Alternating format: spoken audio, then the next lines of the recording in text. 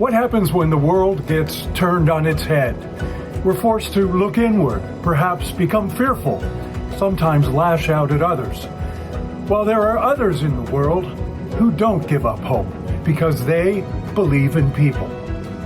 Join me, Kevin Tibbles, and Amy Goldberg for our new podcast, Believe in People, where we meet those who don't give up hope.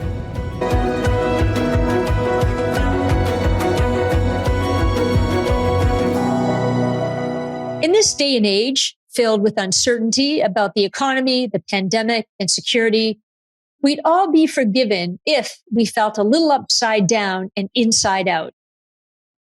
But it's looking at yourself from the inside out where you might be able to find a few useful answers about yourself and the world around you. So today's guest on Believe in People is Dr. Jack Pranksy from the Center for Inside Out Understanding. Jack, welcome to Believe in People. I'm very happy to be here. Well, we are too, and thank you so much for your time. Jack, you're the founder of the Center for Inside Out Understanding. You created this for a reason. Was there a pivotal point in your life where you thought, okay, I'm looking for something different, or I'm doing something wrong, or what was that for you? Well, I was involved in prevention of problem behaviors. And I was doing everything from the outside in, which is what the field mostly does. And it was serendipitous that I was invited to a conference where this guy, Roger Mills, was talking about turning around these low-income inner-city housing communities. And he was doing everything, I thought, backwards. But when he brought with him a couple of people from the Housing Project, and when they started to speak, I knew that something had happened to them at such a much deeper level than what we had been experiencing in prevention before. And I was just completely floored, and my head got turned around. And after reckoning with it for a little while, so what was this thing? I have not turned back since. I guess I have to ask you to explain to me, who's been a pretty straightforward guy all his life. Inside out, to me, sounds like inside out. It's not the right way. Right. What is it about inside out that is the pathway for you? Well, it's two things.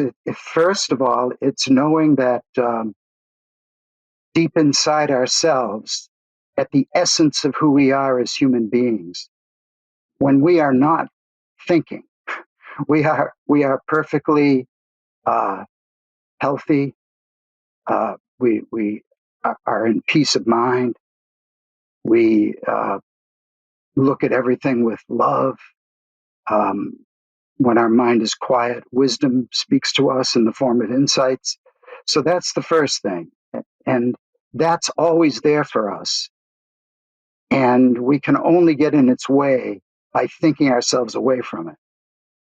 And that's the second part, is that every experience that we can have doesn't come from what the outside world is doing to us.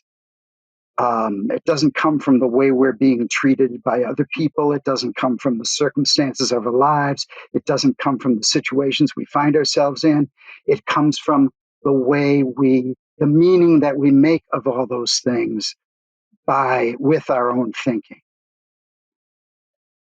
And those two things, when you look at life from that perspective, at least when I do, and when a lot of people I know who have looked in this way, it's just completely, it shifts everything. Not being able to blame the outside world, but like we have to take responsibility for our own feelings and actions. And Jack, I've heard you say that our thoughts are a creation of illusion that we see as reality every day. So for example, to your point, so for instance, if we may drink too much alcohol, or we may be addicted to certain drugs, or even commit a crime for that matter, why do we have a compelling feeling or compelling feelings to act on them? And how do we shut those thoughts down in order to lead happier lives? Well, those are two different questions. Let me deal with the Exactly. why it's so compelling first. The reason it's so compelling is because of consciousness. The job of consciousness in this case is to make whatever we think look absolutely real and feel absolutely real. So we would swear to the truth of it. We would swear to the reality of it. But really, it's just consciousness that is making our own creation of thought be what is ruling the day, you could say. Does that make sense? It does. You have to think about it. Not too hard, I hope. Which should I? No, I shouldn't. But if you're talking, you started off the conversation by speaking to people when you referred to inner city. I would assume you meant people in lower income stratosphere, poverty, probably Yes, lack of educational opportunities, lack of yes, employment opportunities. When you are raised in this sort of atmosphere, yeah, gangs, I'm speaking to you from Chicago today. This is an issue that this city struggles with year in, year out. I would refer to a lot of that as being inside out in the negative way. If you come from that sort of culture, how can you possibly discover what's in your consciousness? Well, you don't go to people and talk about consciousness in situations like that. You go to them and you talk about, well, first of all, you listen. You listen very deeply to them so that you can see where they are getting in trouble with their own thinking. So they might be able to, in this Modelo housing project where Roger Mills was working, where he was doing everything from the inside out, the first thing they were able to relate to is the fact that they have moods. And in different moods, they actually see things very differently. So the exact same situation can be happening. And if they're in a low mood, they'll see it one way and they'll think that, they're in the worst possible situation they could possibly be in. And if they're in a high mood, they might see hope. And it's the same exact thing. The circumstances are the same, but their thinking about it is what is making the difference about what their perceptions are of it. So basically, you have to train your mind to look at things that way, or what?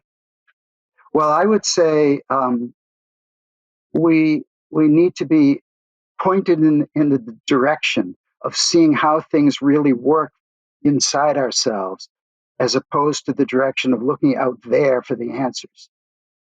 Ah, So can you give us an example of that, Jack? Like what would that be like? Not, what would that feel like? Yeah. So again, back to the housing project I was talking about. And I wrote a book about it called Modelo, which is the name of the housing project. And there was one story in there that really struck me. Um, they set up a parenting group that wasn't a traditional parenting group. It was just people who, wanted to get together and talk about their kids or anything about their kids. So that's where this woman named Linda um, learned about moods. And everybody was making fun of Roger Mills by talking about moods. But something must have sunk in because she was known to be she was a nice person, but a very volatile person. And if the school called her up, your kid is doing something bad in school, she would rush down to the school with her belt in hand and wail away on the kid, even in front of the principal. I mean, that's how bad it was. So school calls her up one day and says, your kid just pulled a knife on somebody at school. She gets livid. She grabs her belt. She starts storming down to the school. And halfway there, something clicked in her mind. It said, uh-oh, you're in a low mood right now. You better wait. Because that's one of the things they had learned, that when you're in a low mood or when you're caught up in emotions, you give yourself a little time for your mind to relax and for wisdom to click in. So by the time she got to the school, she picked her kid up, brought her, brought him home, put him in his room, went to a neighbor's house and stayed there for 3 hours until she felt love come back for her child again. And then she was able to go to him and say, sweetie, what was on your mind to think you could pull a knife on somebody at school, even to have a knife on somebody in school? What would, and he said, well, I was, some kids were picking on me and I was really afraid. And all of a sudden she realized that she had never really listened to him before. She just landed on him.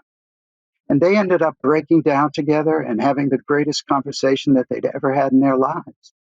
And that was all from realizing a little thing called moods, which can have a Isn't, tremendous difference. and while that story, really touches, it really does sort of get to your inner soul, Mm-hmm. all of us face that.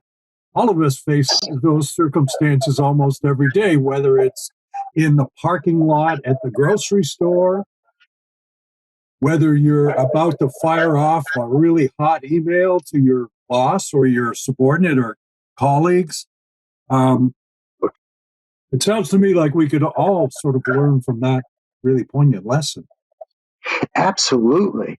I mean, this is not something that is for any particular type of person. This is for all people. All people function this way. And that's the beauty of it. It undercuts everything about culture, our society, where people grow up. It's that no matter what is happening, we are all functioning that way as human beings. And everybody can relate to the fact that, you just got to ask yourself, where are you or what are you doing when you get your best ideas? Like when I ask that of people, they say to me, when I'm in the shower, when I'm just going to bed, when I'm just waking up, when I'm taking a walk, so the common denominator of all those things is when the mind is relaxed. That's when wisdom speaks to, well, wisdom is probably speaking to us all the time, but that's when we hear it, is when the mind is relaxed. And when people are pointed in that direction, they tend to make fewer decisions, like knee-jerk reaction type of decisions.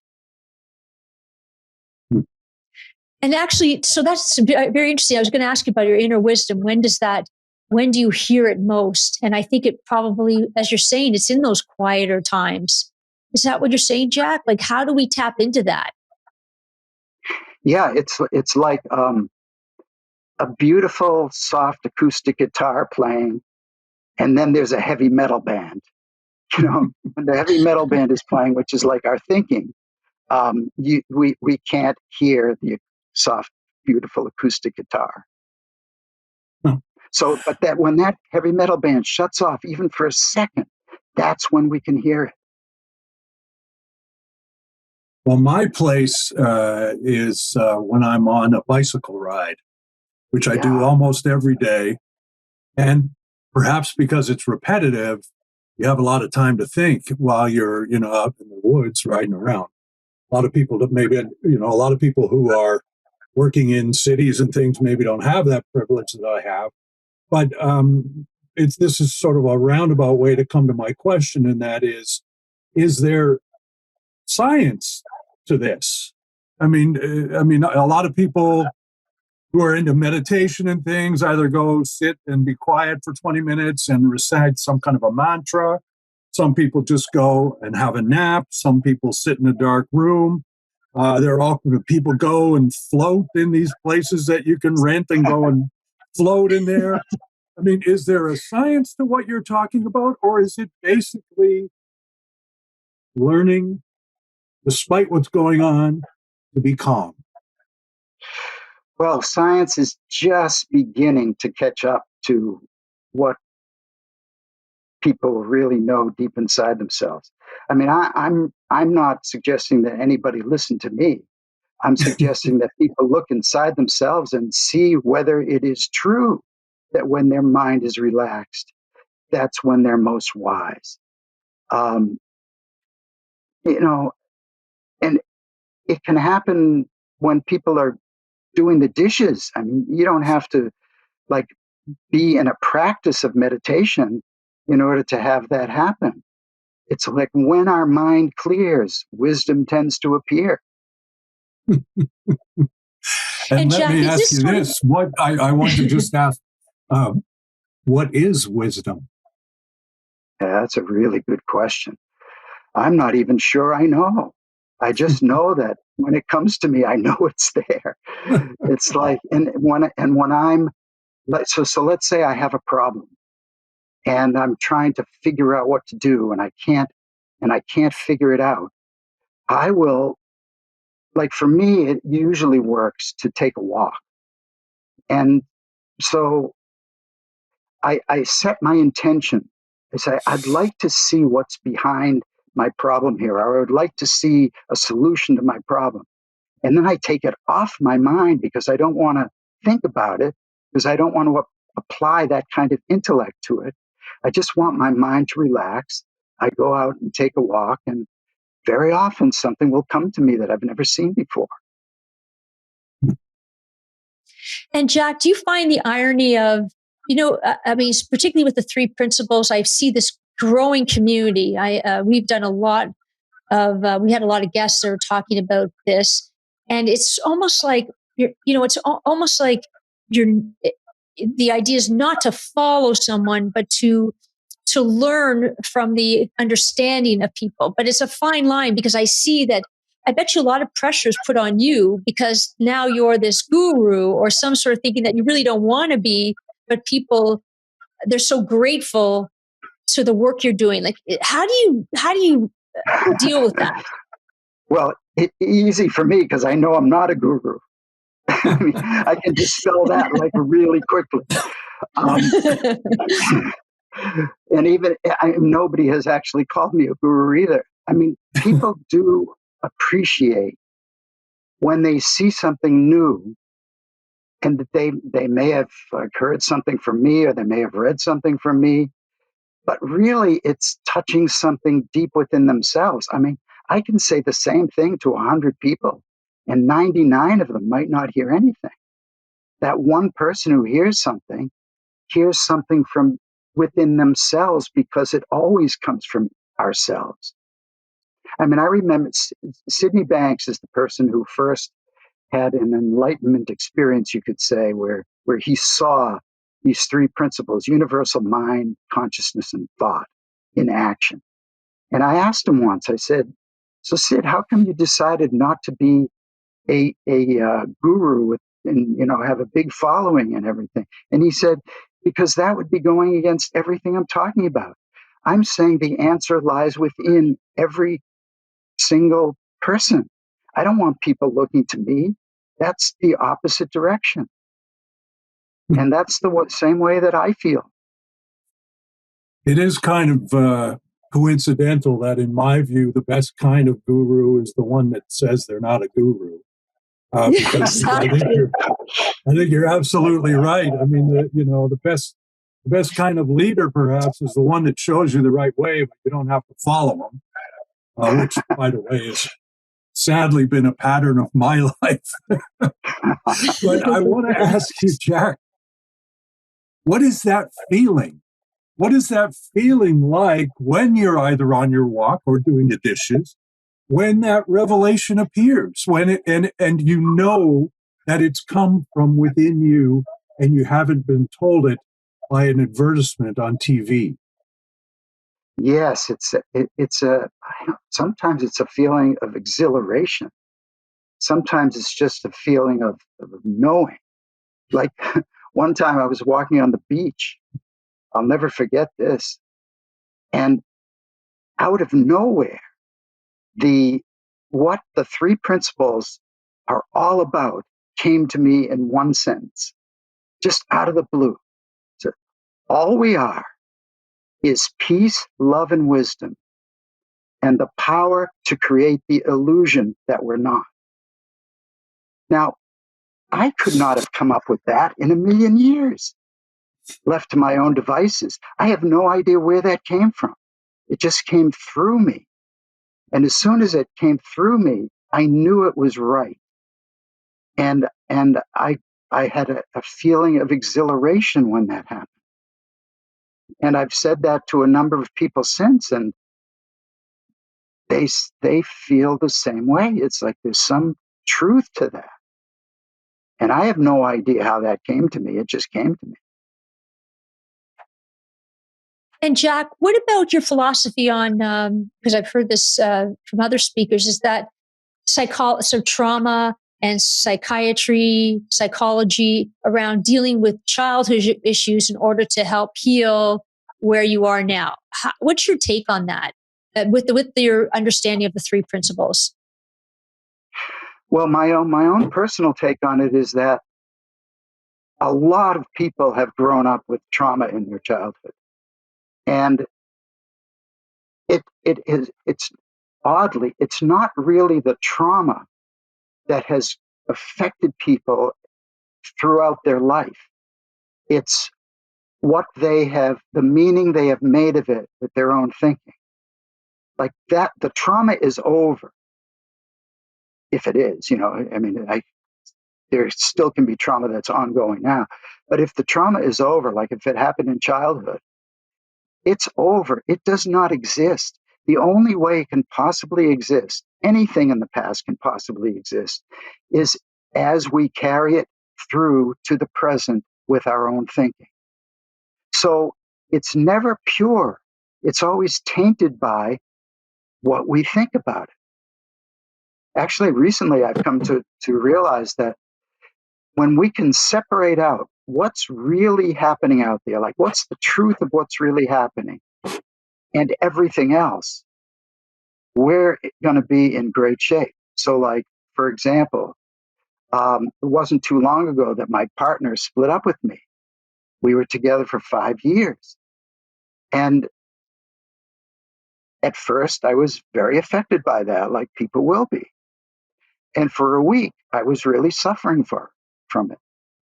And then one day it occurred to me, wait a minute. The fact is, she split up with me. That's all that's a fact. I'm not with her anymore.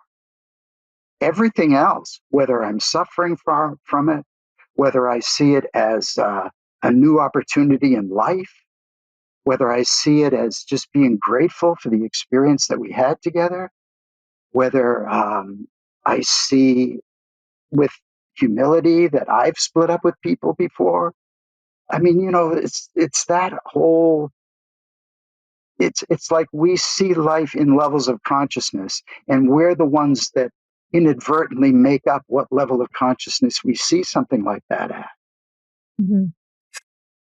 When you talk about the day on the beach, you said the three principles as you interpreted them: peace, wisdom, Love, and wisdom, love. how does that? Do you actually believe that that makes up the human psyche? Peace, love, and wisdom, despite what's going on around us? Well, I do because I see it in myself. Like when my thinking shuts down, I know that I'm in a feeling of peace. Like nobody has to tell me that. I don't have to have a philosophy about it. I just know that that's true. I tend to see the world through the eyes more of love when my rest of my thinking shuts down. I tend to get ideas from wisdom when my thinking shuts down. So it's not as much of a philosophy. It's like a knowing from within myself that that's true. And I have talked with enough people about this to know that they, when they have seen this themselves, they feel the same way. So, Jack, having said that, we ask our guests each week, because our show is called Believe in People, why do you believe in people? I mean, it may be obvious, but we're just interested to know why. Well, I believe in people because they do have this peace, love, and wisdom within themselves that it's only covered up. We only have the illusion of covering up with our own thinking, which we create. And as soon as we catch on to the fact that we are creating our own misery, I have seen so many people who've had traumatic experiences in their lives, who have been in horrible, horrible situations, even today, who suddenly see new hope, and that there's hope for everyone. And it's only thought that is keeping us stuck, habitual thought, a lot of which we have picked up from early childhood, that we keep perpetrating upon ourselves, you could say, inadvertently. And nobody does this on purpose. But that's why I have hope for humanity, is because anybody can see this. I mean, if I can see it, anybody can. Well, what a humble answer, actually, which I think this has been a very humbling experience, speaking to a very humble fellow about the gift that apparently is inside all of us. And I think that the answer, in many ways, equates to freedom from within. Yeah. Yes, exactly. And thank you so much for sharing your stories with us today, Jack. Thank you so much. It's really a pleasure. Thank you, Jack. We're really grateful for your time. Thank you. I'm grateful. Thank you. Believe me, I use the word humble and humbling there, and I think it's only because the secret, which probably isn't even really a secret, that he is sharing with us is something that doesn't come from him, comes from you. And it doesn't come from me or you, but it comes from within you. And, it's something that, you don't have to pay for. You just have to learn from the inside out. And I think, Kevin, that's the hardest part, is that we think, wait a minute, we've had this all along. We don't have to pay for it. We don't have to see it in a commercial. I mean, what's going on? I think that's the hardest part, is realizing that we've always had it. Just as Dorothy with her slippers, and there's no place like home. Home is where the heart is. But of course, if you want to continue having these sorts of experiences, you need to listen to us, which is Believe in People. And it drops every Wednesday. And we hope you'll sign up to become a subscriber and tune in. So thanks for being with us. Thanks, everyone.